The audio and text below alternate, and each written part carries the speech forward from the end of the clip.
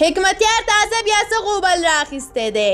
اته نوي امریکایي سرتیري په افغانستان کې کله چیرته او څنګه وژل شوي دي. دا چې د ټرمپ په ټویټر پاڼې باندې تازه څه شوي دي او د دې ترڅنګ نور تازه لنډ او مهم خبرونه کولی شئ په دې ویډیو کې وګورئ. هیله ده چې د ویډیو تر اخره زموږ سره اوسئ.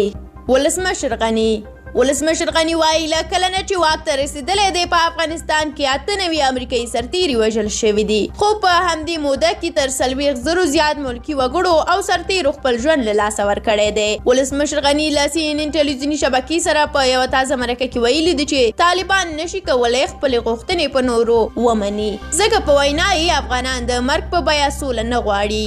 حکمتیار د حزب اسلامي مشر ګلبدین حکمتیار سولې ته د رسیدو لپاره یوازینۍ لار د اوسني حکومت بدلون بولي او وایي تر هغه چې د اوسني حکومت په رهبرۍ کې بدلون رانشي طالبان سولې ته زړه نه ښه کوي.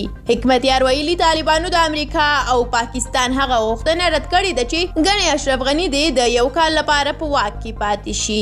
نوموړی همداراز وایي پر جمهوریت د اشرف غني ټینګار د نظام ساتنې لپاره نه دی، بلکې نوموړی اوس مهال خپله څوکۍ په خطر کې ویني او له همدې امله د جمهوریت پر دوام ټینګار لري. او په کابل ښار کې بیا هم چاودنه. په کابل ښار کې د چاودنې له امله یو تن ټپي شوی دی. د کابل امنیه قومندانۍ وایي نن سهار د کابل ښار لسمې امنیتي حوزې اړوند آریا ښارګوټي ته نږدې پر یو موټر د مقناطیسي ماین چاودنه شوې چې له امله یې یو تن ټپي شوی دی.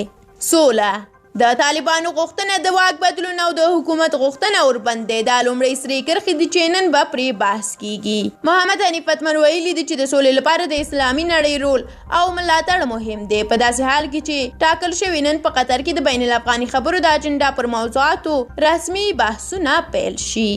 پاکستان د پاکستان یوې محکمې د لشکر طیبه د وسلوالې ډلې مشر ذکي رحمان لکهوي د تروریزم تمویل په تور په 15 کاله بند محکوم کړ.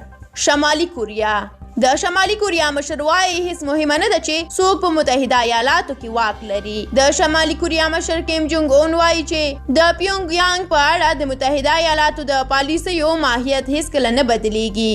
نوموړی زیاتوي چې متحده ایالات د هغه اټومي وسلوال خطوات تر ټولو لوی دښمن دی. ډونالډ ټرمپ ټویټر د تل لپاره د ټرمپ حساب بند کړ. ټرمپ پر ټویټر 18 میلیونه فالوورز یا څارونکي درلودل. د ولسمشر ټرمپ د ټویټر حساب د ټویټر رسنۍ لپاره تر 2 میلیارډ امریکایي ډالر ګټه راوړله. ټویټر له وړاندې ولسمشر ټرمپ ته خبرداری ورکړی و چې د ټاکنو په اړه د بې سنده ټویټونه نه کوي.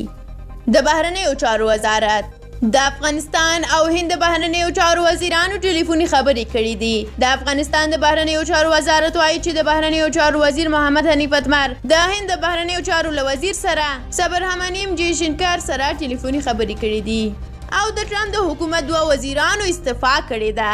د امریکا د ترانسپورت او خونې وزیرانو ایلن چاو او بتسي دیواز د کانګریس په ودانۍ د ولسمشر ټرمپ د پلویانو له برید وروسته له خپلو دندو استعفاوې کړې دي.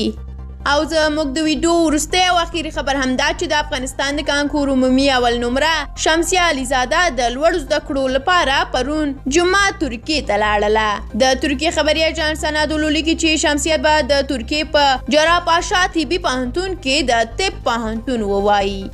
ډیره مننه درنو لیدونکو چې دا ویډیو مو تر اخره ولیدله. خپل نظر، انتقاد، پیشنهاد را سره کولی شئ په کومنټ کې شریک کړئ. زموږ د یوټیوب چینل سبسکرایب هم هیر نه کړئ. تر بلې ویډیو زموږ د یوټیوب چینل سره پاتې شئ.